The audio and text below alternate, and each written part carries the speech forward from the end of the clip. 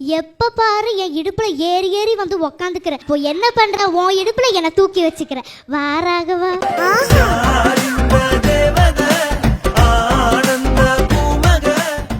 ராகவா கண்ணு ராகவா, எங்க சாமி இருக்க?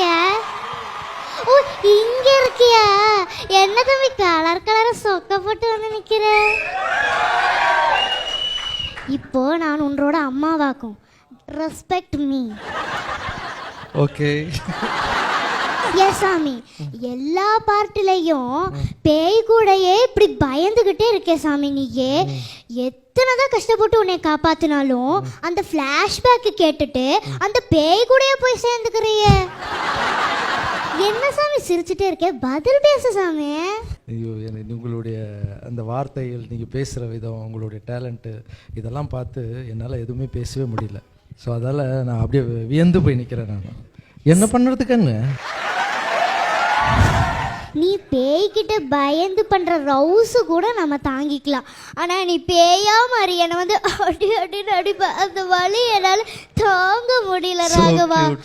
மம்மி பாவம்ல.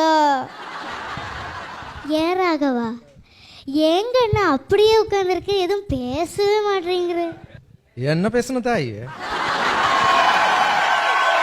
இங்க பாரு ராகவா, எப்ப பாரு என் இடுப்புல ஏறி ஏறி வந்து உக்காந்துக்கிற. என் இடுப்பே செத்து போச்சு. இப்போ என்ன பண்ற? உன் இடுப்புல என்ன தூக்கி வச்சுக்கிற. வா ராகவா.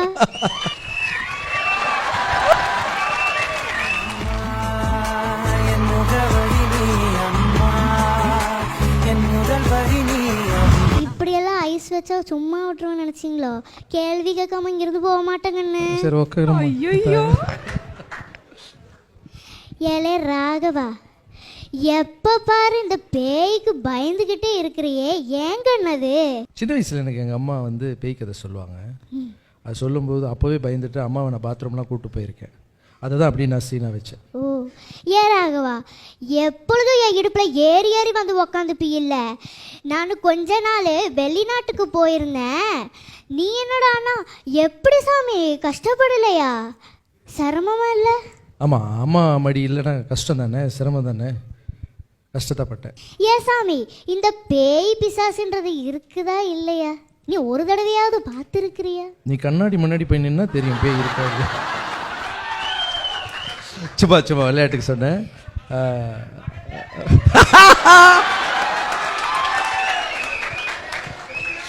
உன்னோட அம்மா சமைச்ச சமையல்ல ஏது சாமி உனக்கு ரொம்ப பிடிக்கும்? எனக்கு மட்டன் தொக்கு சாம்பார் ரொம்ப பிடிக்கும். ரொம்ப பிடிக்குங்களா?